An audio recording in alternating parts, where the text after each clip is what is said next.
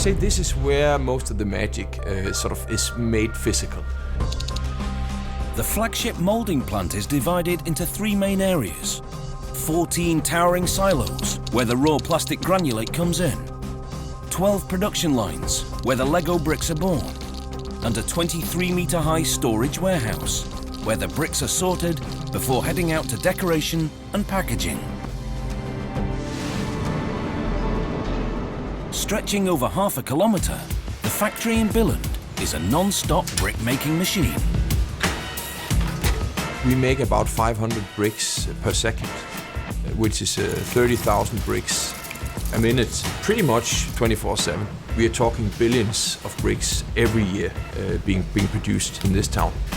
The Lego factory in Billund is the largest plastic moulding factory in the world. Its moulding machines churn out 21 billion bricks a year. With just a 2-year supply of bricks, you could build your way to the moon.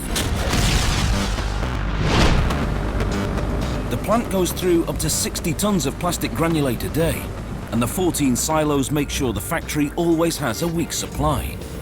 An intricate network of pipes feed the raw granulate into a dozen moulding lines, where machines churn out 7,000 different Lego shapes and colours. Robots pick up the freshly minted bricks and send them on a highway to a massive sorting and storage warehouse. From here, some elements stay in Billund for decoration and packaging, but most travel on to plants in the Czech Republic and Mexico.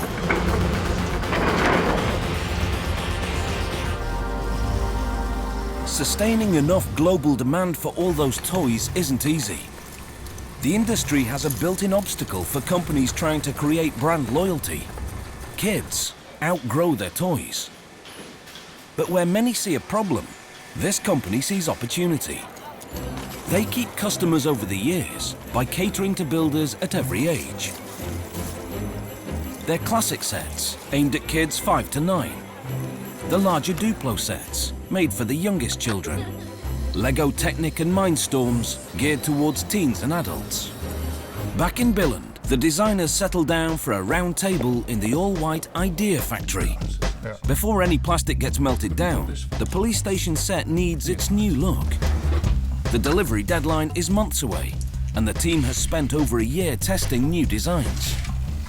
So just get some functions in there, some nice and simple functions that we know that they can also handle and build and understand. We need to do some investigation into what the kids would prefer. I need something. They use inspiration from the real police station to create a playset children can recognize anywhere in the world. I like personally on the police station that we saw where they took the mock shots. That whole setup is very iconic. Yeah. Oh yeah. Yeah. So you know about it. You haven't been there, but you know about it. I've been there. No. Yeah. Seen it. With the lines and. Yeah. They give the new set a built-in storyline, letting kids play with the rubber inside the jail cell. And then we talked about this area over here. It was open, but now they can escape through the wall here. So it's possible to escape. The robber has a plan, staging his own great escape, through the wall and down the drain pipe. If you had a spotlight, that would be really cool, I think. Yeah. But he needs an escape tool. He finds a crowbar under the bed and uses it to break out. The crowbar is a dual-purpose invention. This is the final crowbar, and the way it works is that it fits into the hand of the robber, so he can run around breaking out of jail and into banks. And it also works as a real crowbar. If you have your Lego bricks put together here, you use one end, or you use the other end to break apart Lego. In the end, the designers have come up with a 783-piece set.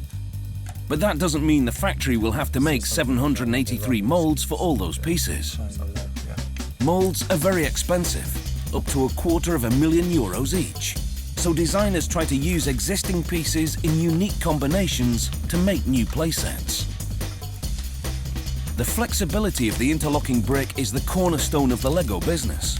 The combinations are limited only by the builder's imagination.